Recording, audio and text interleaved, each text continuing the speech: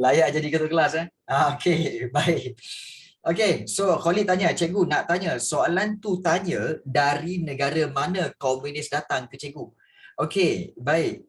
Sebenarnya kita tahu bahawa komunis sebenarnya datang daripada mana? Daripada Rusia sebenarnya. Iaitu daripada tulisan buku tulisan Karl Marx. Okey, Karl Marx dan satu lagi Friedrich Engels, iaitu buku dia iaitu apa? Communist Manifesto dan juga Das Kapital. So kedua-dua buku ini telah menyebarkan ideologi komunis di Rusia. So diamalkan oleh Karl Marx, dan Karl Marx ini telah menubuhkan parti dan menyebarkan ideologi komunis itu sehingga sampai ke China. Dan China lah yang telah ada orang China yang telah menubuhkan parti, iaitu parti Kuomintang dan parti Nanyang.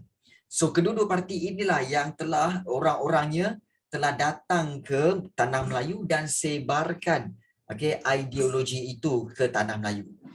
Dan ada juga parti-parti itu yang telah sampai ke Indonesia. Jadi anggota parti itu telah menyebarkan ideologi komunis di Indonesia. Daripada situ mereka telah menubuhkan Partai Komunis Indonesia. So, Partai Komunis Indonesia juga telah menghantar orang-orangnya ke tanah Melayu untuk menyebarkan ideologi komunis. So bermakna dua negara yang telah menyebarkan terlibat bukan sengaja sebar tapi terlibat dengan penyebaran fahaman komunis ialah China dan juga Indonesia. Itu kehendak soalan. Boleh faham, Khalid? So itu kehendak soalan. Jangan korang tulis parti pula dia nak tanya dua negara. Kena faham tu. Alright. Baik. Soalan kita teruskan dengan soalan yang B, iaitu bincangkan kemasukan pengaruh komunis di negara kita. Okey. So, kalau kita nak jawab soalan ini, kita akan lihat dulu kepada peruntukan markah. Okey. So, kita lihat di sini. Okey, berkaitan dengan empat markah ini. So, kita boleh buat dua fakta dan juga dua huraian. Itu cara dia. Untuk dapat 4 markah, 2 fakta, 2 huraian. Mudah saja. Mudah saja. Iaitu kalau bincangkan kemasukan pengaruh komunis, kita ceritalah bahawa sebenarnya salah satunya iaitu kita tahu bahawa ianya telah dibawa oleh parti Kuomintang dan parti Nanyang. Dan kedua-dua parti ini telah menyebarkan fahaman ideologi ini ke dalam apa? Ke dalam kesatuan-kesatuan sekerja, dan persatuan-persatuan serta pertubuhan dan sebagainya. Itu satu. Kemudian yang kedua kita boleh tulis juga iaitu berkaitan dengan kemasukan pengaruh komunis juga didatangi daripada Partai Komunis Indonesia. Yang mana lain, memang lain. Memang lain, dua parti yang berbeza. Dua parti yang berbeza. So, kalau kita nak jawab soalan ini, so kita boleh bincangkan bahawa kita boleh tulis dia punya jawapan dia begini, tulisan besar sangat. So, cikgu kecilkan. So iaitu pengaruh komunis so kita akan buat begini. So pengaruh komunis. Komunis di negara kita bermula dengan kemasukan anggota anggota parti Kuomintang dan parti Nanyang. Nanyang di tanah Melayu. Tanah Melayu titik. Kemudian kita buat panjangkan kat sini. Di tanah Melayu. Mereka menyebarkan ideologi ini melalui kesatuan sekerja, pertubuhan dan persatuan-persatuan. Persatuan sekerja macam tu. So di situ saja dah ada 2 markah. Kemudian kita buat selain itu, okey, ideologi. Okey, ideologi ini dibawa masuk oleh oleh partai Partai Komunis Indonesia. Dengan kemasukan pemimpin pemimpin pemimpin PKI di tanah Melayu. Mereka dan kemudian kita boleh tulis juga namun begitu sambutan namun begitu kita boleh tulis iaitu namun begitu ideologi ini tidak mendapat sambutan dari orang Melayu. Cukup. Bermakna di sini kamu dengan huraian, dengan fakta dan huraian cukup untuk 4 markah. Cukup. Mungkin kamu tak ada idea yang banyak, mungkin kamu tak ada idea yang banyak, cukup sekadar apa yang kamu tahu dan huraikan, itu saja. Dan akan diberi markah 4 markah. Jadi, kamu tak perlu risau tentang, aku ingat fakta dia cuma 1-2 je. Tak apa, dengan 1-2 itu je lah, kamu huraikan banyak-banyak. Faham? Kebanyakan pelajar, dia fikir apa tahu? Cikgu, macam mana nak ingat 5 fakta? Macam mana nak ingat 6 fakta? Kalau kamu tak boleh ingat 5-6, ambillah 2 atau 3. At least 1 lah. Takkan tak ingat langsung, kan? Jadi itu cara dia. Daripada 1 fakta ataupun 2 fakta, kamu buat huraian. Huraian, berikan contoh ke, kesimpulan ke, situ pun dapat markah. Huraian 1 markah, contoh 1 markah, kesimpulan 1 markah. Itu je. Yang penting kamu berani ke tak berani nak bagi. Ini kemudian kamu fikir apa? Aku rasa ini fakta dia, 1, 2 ni fakta dia. Tapi aku tak yakin lah nak buat. Jadi sudahnya kamu apa? Tak nak bagi jawapan lah. Aku takut salah. Kamu takut salah, buat apa? Bagi je lah. Bagi je dulu. PKI tu apa cikgu? PKI ialah Parti Komunis Indonesia. Kependekan bagi PKI iaitu Parti Komunis Indonesia. Beri. Apa takut salah betul kan? Baik, tak. Apa takut? Kalau salah, habis kuat ditanda salah. Kalau kamu tak bagi langsung, lagi teruk, dia bagi kosong. Mana kau nak? Nak kosong ke nak pangkah? At least mencuba, betul tak? Betul Izan Izan biasanya selalu orang yang kerap mencuba walaupun gagal lah kan. Cuba pick up line sana, cuba pick up line sini, cuba pick up line. Plan skip. Baik. Kan. Tapi kan, namun gagal tidak menghalang beliau untuk berusaha lagi. Macam tu je. Apa susahnya? Itu jangan kot. Oops. Baik. Kena berani kena berani untuk memberi jawapan. Jangan takut-takut. Ashraf tu. Ashraf nak exam, nak trial tu nanti Ashraf.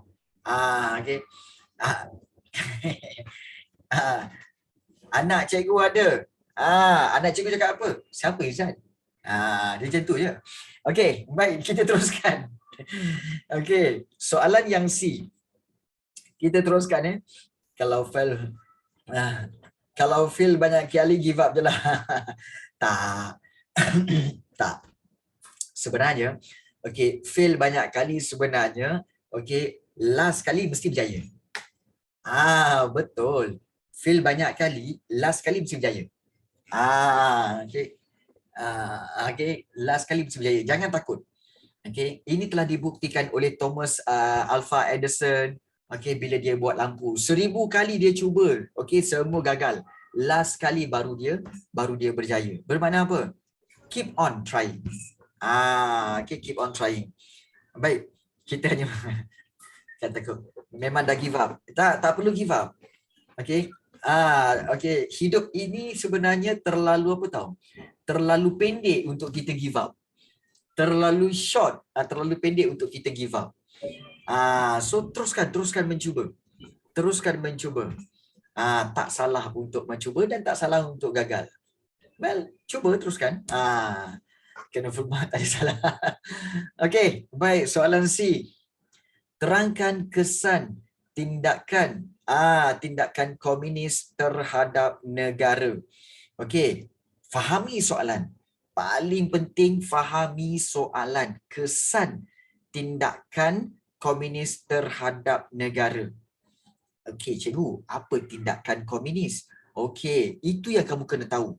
Di sini ada dua kata kunci tau. Okey. Ya, iaitu tindakan komunis dan kesannya. Terangkan kesan tindakan komunis.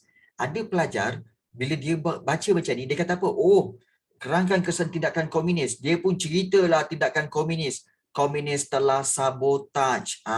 Okey, kita kata macam apa? Merosakkan kemudahan awam, kan? Merosakkan kemudahan awam. Kemudian juga kamu tulis, okey, telah merosakkan sabotaj kereta api, landasan kereta api. Kemudian juga ada yang tulis, kemudian seterusnya iaitu merosakkan pokok-pokok getah. Ladang-ladang getah, merosakkan ladang getah. Dan sebagainya lah. Okey, jalan raya kan cikgu? Ya. Jalan raya ada ke? Jalan raya. Landasan kereta api ada. Okey, landasan kereta api ada. Kemudian juga telah mengugut penduduk. Mengugut penduduk yang tinggal di mana? Iaitu penduduk pinggir hutan.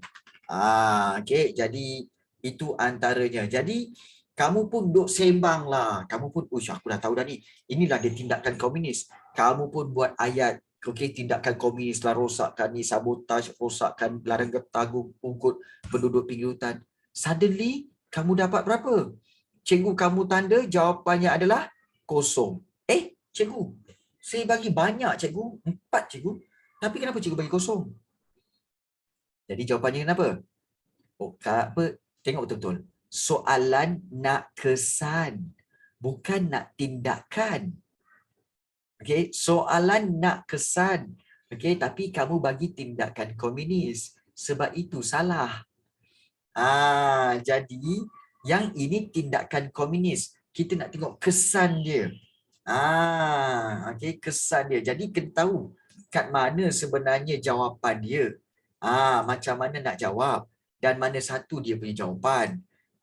Jangan korang main hentam aja kan. Oh, ini mesti jawapannya ini. No. Okey, contohnya kalau kita lihat apakah kesan dia? Kesan tindakan komunis ini. Oh, banyak. Kesan dia banyak. Yang pertama, okey, iaitu paling penting sekali iaitu menimbulkan huru-hara. Okey, huru-hara dan suasana tidak aman. Okey, kemudian menimbulkan apa lagi? Okey, menimbulkan kita kata sebagai ketegangan kaum. Okey, ketegangan kaum. Kemudian juga apa lagi? Okey, menimbulkan huru-hara, menimbulkan ketegangan kaum. Kemudian juga kerosakan. Kesukaran. Kesukaran pengangkutan. Akibat apa? Akibat kerosakan landasan kereta api. Cukup 3 tu. Kenapa cukup, cikgu? Sebab kita tengok kepada peruntukan markah. 4 markah je. Macam cikgu ajar tadi, 4 markah apa? 2 fakta dan 2 huraian. Cukuplah. Kalau cikgu akan ambil itu je, cukup. Iaitu apa? Kita tengok menimbulkan huru-hara, menimbulkan ketegangan kaum. Senang. So macam mana buat ayat dia? Ayat dia senang saja, iaitu kita akan mulakan dengan kesan tindakan komunis terhadap negara. Terhadap negara adalah komunis menimbulkan huru-hara, keadaan huru-hara dalam negara. Dan kemudian kamu buat huraian. Hal ini disebabkan penduduk takut untuk keluar untuk keluar bekerja ataupun keluar untuk melakukan kegiatan harian, okey, kerana diancam, okey, diancam komunis. Tu cukuplah tu. Takut untuk keluar melakukan kegiatan harian kerana diancam komunis. Itu dah dua dah. 2 markah. Kemudian, selain itu, okey, tindakan komunis telah menimbulkan, okey, ketegangan kaum. Okey. So, boleh tulis juga dia punya huraian. Okey. Ini disebabkan disebabkan 90% anggota komunis adalah orang Cina, dan dan orang Melayu menganggap orang Cina, menganggap semua orang Cina adalah anggota komunis. So di sini kita nampak bahawa dua ini cukup untuk memberikan kamu 4 markah. Kadang-kadang kamu tengok poin-poin cikgu kan, alah, poin-poin cikgu ni simple-simple je, tak ada yang bombastik ke, yang macam gempak-gempak ke kan. Sebenarnya, bagi cikgu lah kan, kamu nak bagi gempak-gempak pun, tapi kalau tak bagi markah buat apa? Betul tak? Mana korang nak? Nak bagi poin yang gempak-gempak ke ataupun nak dapat markah? Mana yang korang prefer? Mana yang korang prefer? Nak bagi poin gempak-gempak ke ataupun nak markah? Ya, betul Hafizah. Betul Hafiz. Yang penting markah. Yang penting markah sebenarnya. Kan? Poin gempak-gempak ni tak penting. Yang penting markah. Kan? Kan. Jadi bab kata iklan dalam TV, dalam radio kan. Tak handsome tak apa, janji kaya. Okay. Oh gitu. Ya gitu sebenarnya. Ya. Tak handsome tak apa, janji kaya. Ya. Poin tak gempak-gempak tak apa. Yang penting bagi markah. Tu je. Kalau dua-dua tak ada, kalau dapat dua-dua lagi bagus. Dapat dua-dua lagi bagus. Okey. So ini caranya bagaimana untuk menjawab soalan berkaitan dengan Parti Komunis Malaya, iaitu bab yang ke-6. Okey, clear ya? Okey. Tak handsome tak apa, janji pandai. Itu bagus Aiman. Tak handsome tak apa, janji pandai. Betul. Betul. Tak handsome tak apa, janji pandai. Janji berbudi bahasa. Itu paling penting. Tak pandai tak apa, janji tak pandai tak apa. Tak handsome tak apa, janji apa? Janji berbudi bahasa. Bila lalu depan orang tua, tangan tu turun ke bawah. Tumpang lalu, tangan tu turun bawah sampai ke lantai kau. Gitu. Tu berbudi bahasa. Okey. Okey, baik. Pula dah. Okey. Baik. Kita pergi kepada soalan yang cikgu skip untuk soalan 2 dan 3 kerana soalan 2 dan 3 ni cikgu nak berikan peluang kepada kamu untuk menjawab. Okey, 2 ABC kamu jawab di rumah, dan 3 ABC juga kamu jawab di rumah. So nanti hujung minggu ni ataupun hari Jumaat ini kita akan bincangkan jawapan-jawapannya. Boleh? Okey, boleh Ya, bagi peluang kepada kamu untuk menjawab. Dan cuba praktiskan untuk menjawab tu tanpa merujuk pada buku. Cuba. Cuba untuk menjawab tanpa rujuk pada buku. Ini je yang idea yang aku ada ni. Cubalah. Cuba.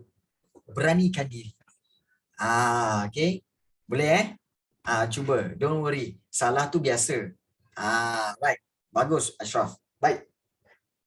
Kita pergi kepada soalan yang seterusnya, iaitu soalan yang diambil daripada bab yang ke-7. Iaitu bab berkaitan dengan usaha ke arah kemerdekaan. Bab yang ke-7 Iaitu kita tahu bab yang ke-7 iaitu berkaitan dengan jawatan kuasa hubungan antara kaum dan juga sistem ahli. kalau kita lihat di sini kerajaan British, soalan ini kerajaan British telah memperkenalkan sistem ahli pada tahun 1991 sebagai langkah menyediakan tanah Melayu ke arah berkerajaan sendiri. Okey, soalan A. Nyatakan ciri-ciri sistem ahli. Allah, senang sangat. Bila nak jawab ni, okey, ciri-ciri sistem ahli ni banyak cikgu. Berapa dia nak? Tengok kepada peruntukan markah. Okey, iaitu 2 saja. Kalau 2 je, bagi 2 je lah. Okey. Izan dan Aiman. Izan bagi 1, Aiman bagi 1. Apa dia punya ciri-ciri sistem ahli? Apa yang kamu ingat aja? Apa yang kamu ingat? Silakan. Kenapa saya? Dah jawablah. Kata nak jadi menantu. Jawab. Okey, Izan dan Aiman. Cuba. Nak tengok. Layak ke tak? Jawab ni tu on Kita tengok dulu. Apa ciri-ciri dia? Man, bodoh Man. Man masuk dulu Man. Okey. Kan, tak berani. Tandas sekejap. Dan lah tandas sekejap. Okey, nampak tak tu? Terserlah keayuannya. Okey. Baik. Ciri-ciri. Okey, ciri-ciri sistem ahli bila dia nak bagi 2 markah je, tak payah banyak. Okey, kamu beri paling penting definisi sistem ahli. Apa itu sistem ahli? Okey, itu juga boleh jadi jawapan, iaitu sistem ahli. Ciri-ciri dia adalah yang pertama, melatih, betul tak? Melatih penduduk tempatan berkerajaan sendiri. Okey, itu satu. Kemudian yang kedua, anggota-anggotanya, anggota sistem ahli dipilih daripada kalangan penduduk tempatan. Itu yang kedua. Yang ketiga, anggotanya dikenali sebagai ahli. Yang keempat, apa tugas mereka? Dikolonisasi kan cikgu? Dekolonisasi ini sebenarnya adalah proses daripada sudut British. So, sistem ahli ni adalah salah satu, kita kata sebagai usaha British menjalankan dasar dekolonisasi. Nampak tak? Tapi itu bukan ciri. Itu hanyalah kita kata sebagai dia punya kepentingan, bukan ciri. Itu kepentingan dia. Jadi, ciri sistem ahli macam cikgu cakap tadi, sistem ahli ialah apa? Ciri-ciri sistem ahli, ciri-ciri sistem ahli ialah kita boleh buat sistem ialah anggota, kita ambil ciri dia, anggota sistem ahli dikenali sebagai ahli. Ahli.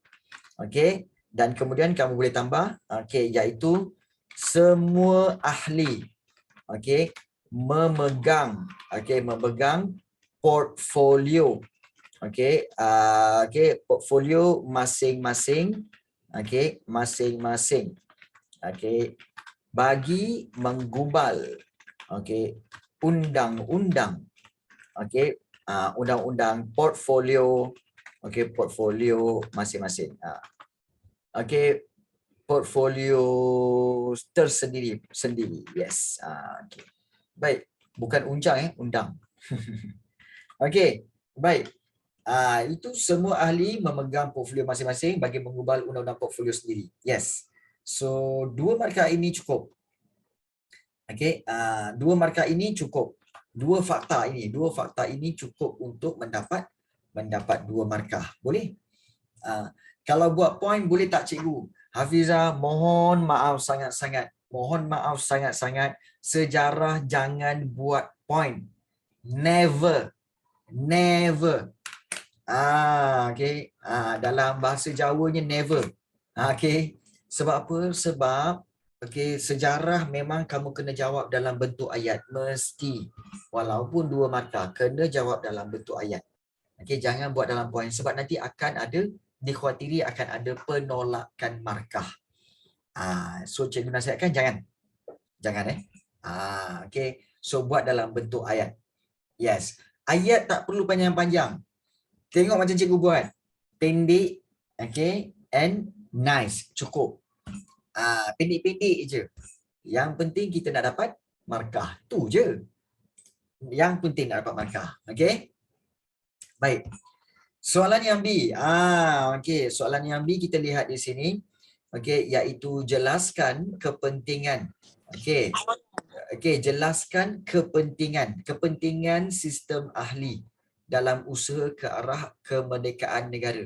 Kepentingan. Fahami soalan. Apa itu kepentingan? Kepentingan ialah faedah. Faedah dalam bahasa Jawanya dikenali sebagai benefit. Benefit dalam bahasa Jawanya. Jadi, okey, itu maksudnya, iaitu dia nak apa? Jelaskan kepentingan sistem ahli dalam usaha ke arah kemerdekaan. Oh, banyak. Berapa nak bagi ni cikgu? Tengok kepada peruntukan markah. Iaitu berapa ni? 4 markah. Kalau 4 markah, macam cikgu cakap, 2 fakta, 2 huraian. So, kalau 2 fakta, 2 huraian, apa yang kita nak buat cikgu? Okey, kita boleh. Okey. Okey, betul Shrista. Okey, iaitu untuk benefit dia. Yang pertama, untuk melatih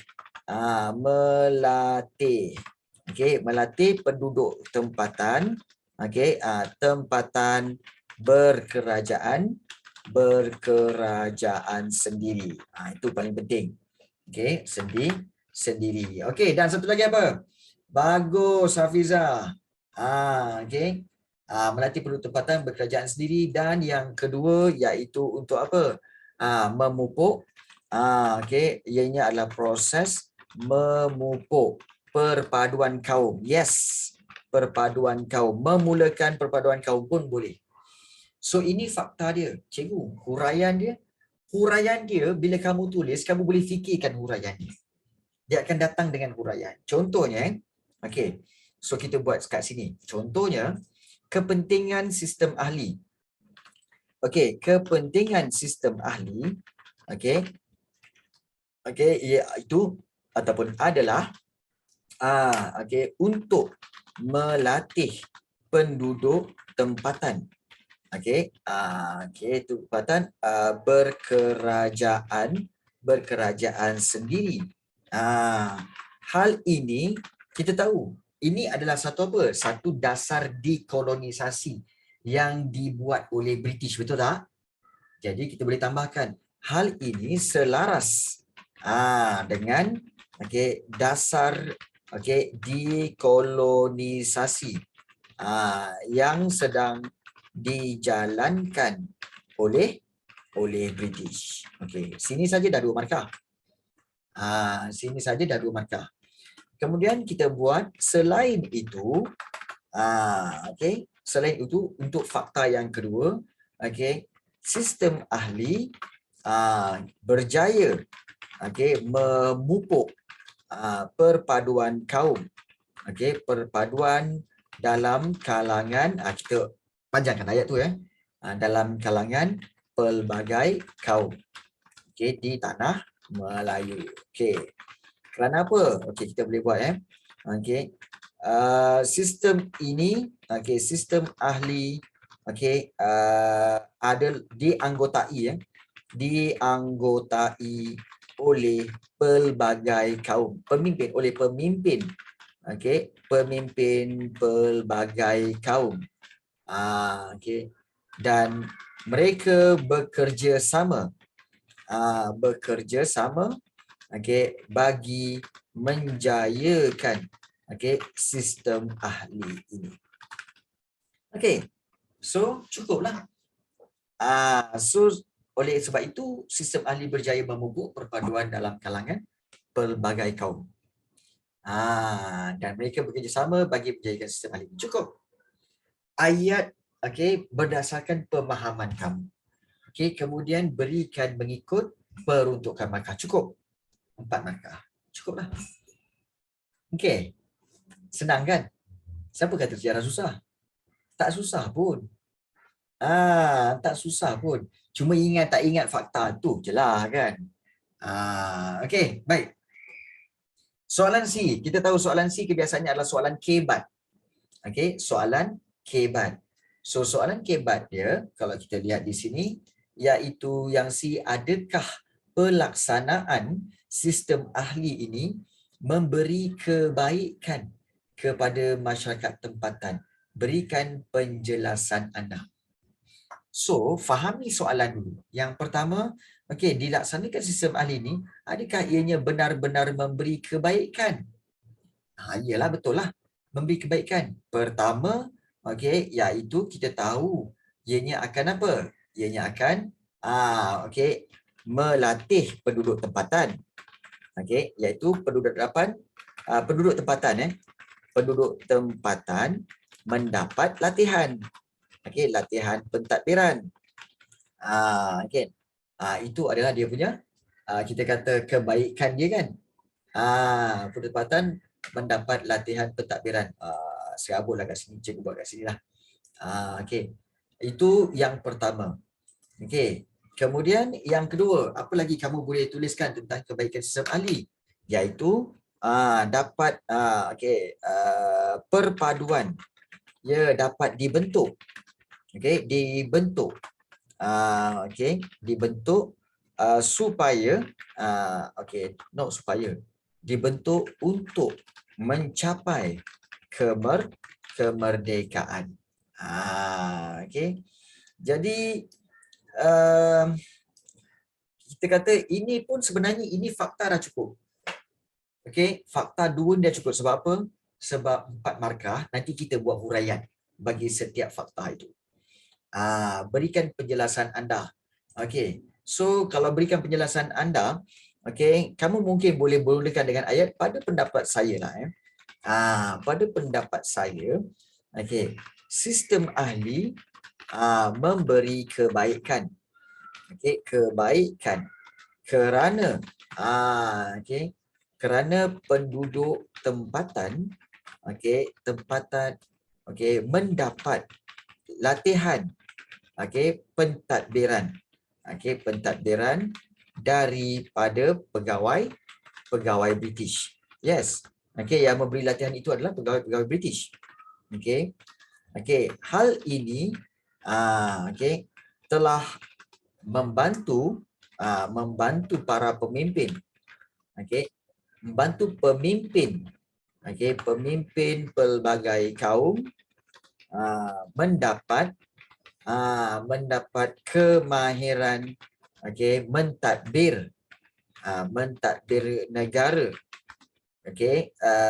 selepas merdeka.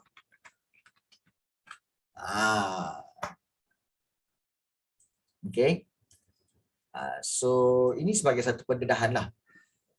Telah membantu pemimpin pelbagai kaum mendapat kemahiran mentadbir negara selepas merdeka. Itu 2 markah. Selain itu, kalau kita lihat selain itu, sistem ahli. Sistem ahli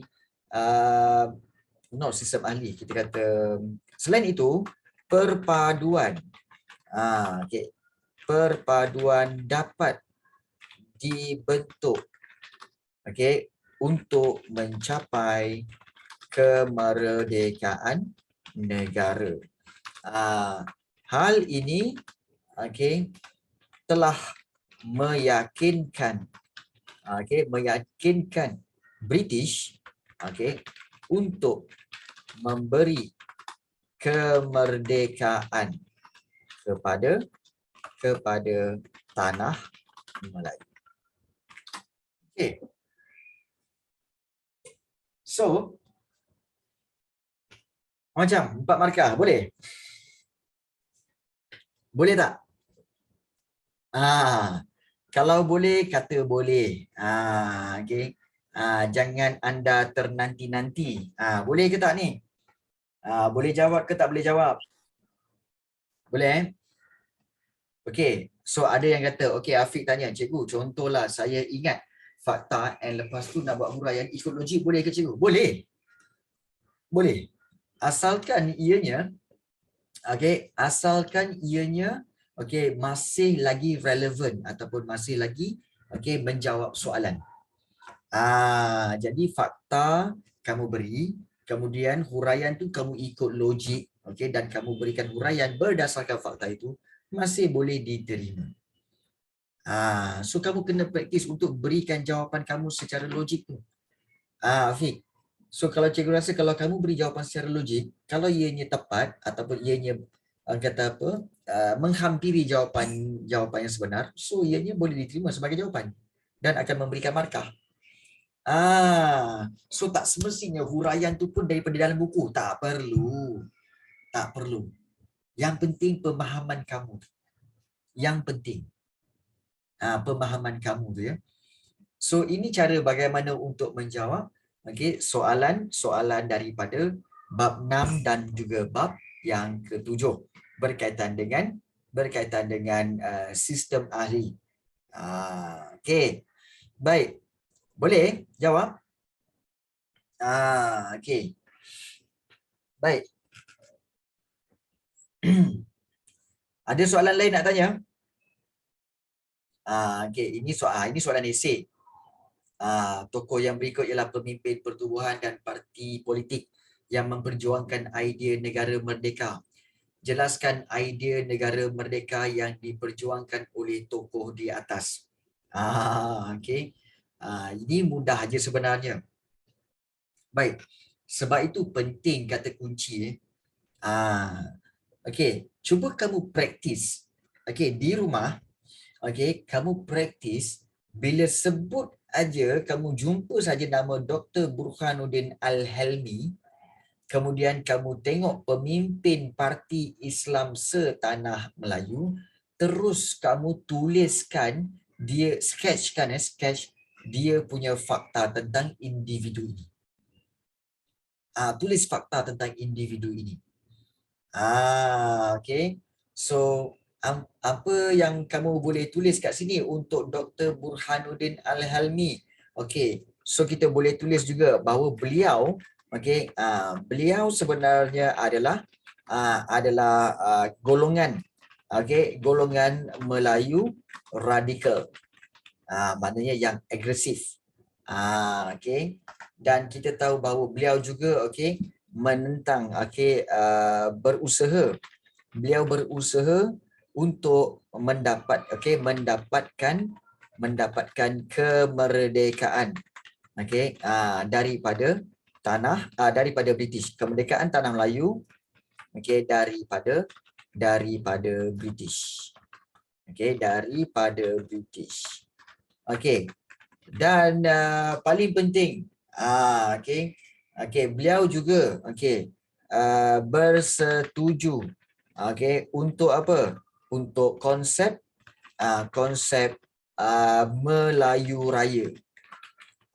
Iaitu Melayu Raya iaitu gabungan tanah Melayu dengan Indonesia. Bersetuju untuk konsep Melayu Raya. Kemudian juga beliau pemimpin Parti Islam Setanah Melayu dengan menegakkan agama Islam dan juga untuk menegakkan pentadbiran dan mengekalkan pentadbiran Raja-Raja Melayu. Itu contoh idea negara merdeka. Kalau bagi Dato' Burhanuddin Al-Helmi, kalau bagi Dato' Onn Jaafar, Dato' Onn Jaafar mudah saja. Kamu terus buat dia punya point. Okey Khalid. Okey. Baik. So kalau kamu buat begini, Dato' Onn Jaafar, kamu terus tulis. Beliau ni apa ni? Beliaulah yang memperjuangkan kita kata sebagai memperjuangkan kemerdekaan negara. Macam mana cara dia?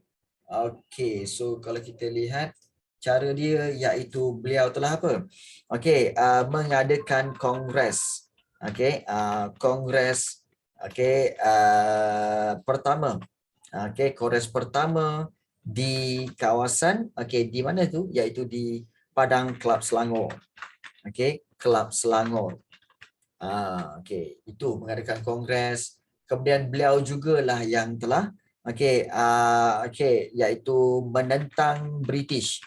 menentang British, okey, dan juga menuntut menuntut hak raja-raja Melayu. Menuntut hak raja-raja Melayu. Menentang British dan menuntut hak raja-raja Melayu.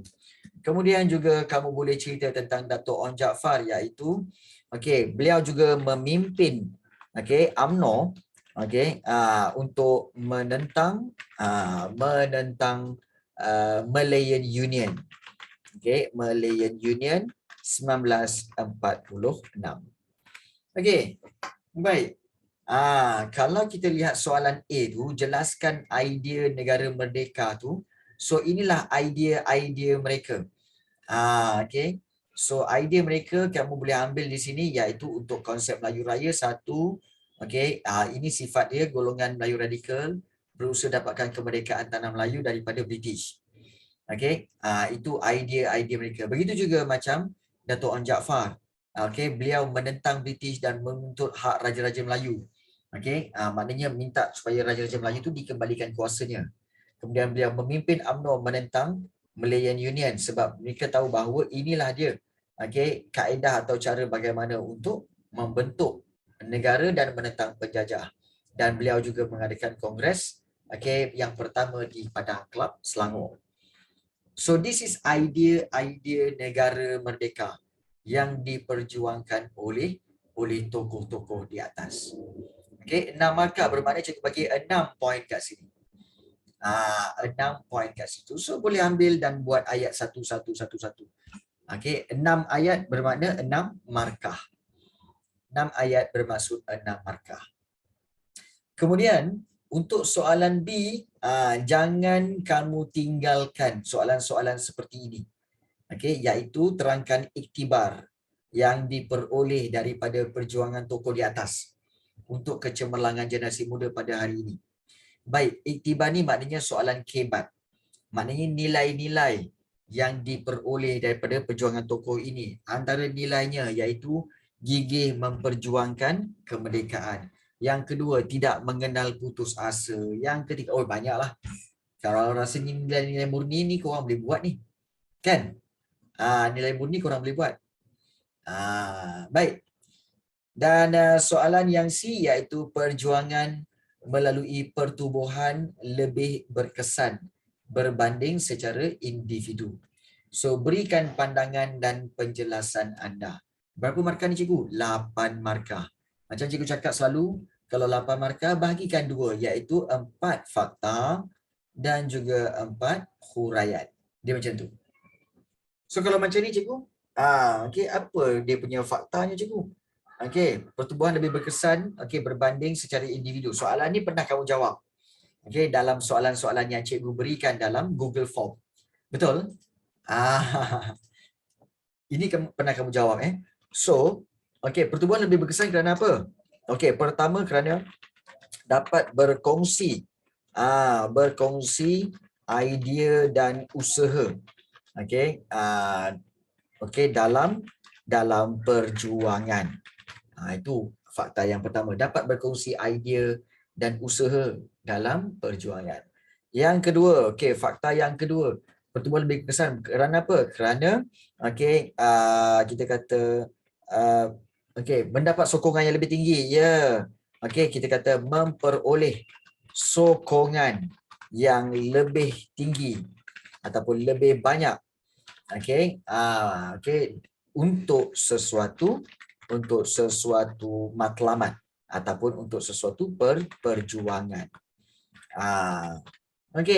Lagi apa lagi? Dapat berkongsi idea dan usaha, memperoleh sokongan yang lebih banyak untuk sesuatu perjuangan. Kemudian apa? Dapat mengagihkan mengagihkan tugas perjuangan mengikut kepakaran masing-masing. So itu kebaikan dia. Dapat agihkan tugas perjuangan itu mengikut kepakaran masing-masing lah. Maknanya kalau orang tu expert dalam IT, bagi dia bahagian IT. Kalau dia expert bahagian ceramah, kena bagi dia ceramah. Kalau dia expert bahagian printing, so kena bagi dia kerja-kerja printing. So agihkan tugas itu mengikut kepakaran masing-masing. Nampak tak? Okey. Dan juga yang terakhir, ada idea tak? Perjuangan melalui pertubuhan lebih berkesan berbanding sejarah individu. Why? Selain dapat berkongsi idea, memperoleh sokongan lebih banyak, dapat agihkan tugas perjuangan mengikut kepakaran masing-masing, dan apa? Apa lagi? Satu lagi. Sebab kita nak 4 fakta. 4 fakta. Satu lagi. Iaitu kita boleh kata memperoleh kita kata memperoleh sumbangan dari memperoleh ataupun kita kata mudah memperoleh. Kalau secara pertubuhan kita kata mudah memperoleh sumbangan dari orang ramai untuk sesuatu, untuk meneruskan perjuangan. Macam kalau kita lihat macam kami ingat lagi kan, iaitu Tunku Abdul Rahman. Perjuangan beliau nak kemerdekaan. So beliau bersama dengan Parti UMNO, mereka telah berusaha untuk mendapatkan kemerdekaan dengan pergi ke London. Namun begitu, oleh kerana kekurangan kewangan, dia mentionkan tentang kekurangan kewangan, maka orang ramai yang memberi sumbangan supaya beliau dapat meneruskan usaha dia untuk apa? Untuk mendapatkan kemerdekaan.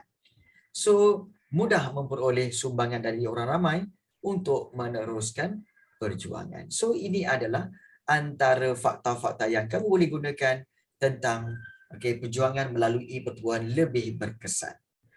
Dan daripada setiap satu fakta itu kamu buat huraian. Buatlah huraian. Berkongsi idea dan usaha dalam perjuangan. Kita boleh buat huraian iaitu mereka bekerjasama bagi menggerakkan Kongres Melayu di Padang Kelab Selangor dan juga di Johor Bahru, menggerakkan menggerakkan Kongres Melayu ataupun Perhimpunan Orang-orang Melayu. Itu satu. Memperoleh sokongan yang lebih banyak untuk satu perjuangan. Contohnya macam bila ada pertubuhan, sampaikan kita tahu bahawa Sultan Selangor iaitu Sultan Hishamuddin Alam Shah telah memberikan sumbangan hampir 30,000. 30,000 bagi kita kata perhimpunan bagi menentang British. So perjuangan melalui pertubuhan ini lebih berkesan. Dan dapat agihkan tugas perjuangan mengikut kepakaran masing-masing. Sebagai contoh macam dalam Parti UMNO, kita tahu bahawa Datuk Onn Jaafar ditugaskan untuk memberikan ceramah perjuangan. Kemudian Tunku Abdul Rahman sebagai naib presiden membantu Datuk Onn Jaafar dalam setiap perjuangan yang mereka buat. So macam itulah agihkan tugas. Jadi ini sebenarnya kamu boleh fikir secara logik. Bak kata Afiq, boleh fikir secara logik? Boleh. Asalkan ianya menepati fakta. Menguatkan fakta. Jadi begitu juga untuk soalan-soalan seperti soalan nombor 4, soalan nombor 3 ni tentang sistem pendidikan. Juga cikgu minta untuk kamu jawab dulu. Dan juga nanti pada hari Jumaat kita akan bincangkan lagi soalan-soalan ini supaya kamu dapat jelas berkaitan dengan soalan-soalan ini. Ada sebarang soalan ingin ditanyakan tak? Ada apa-apa nak ditanyakan tak? Nak perlukan bantuan ke? Nak perlukan nota ke? Nak perlukan latihan ke?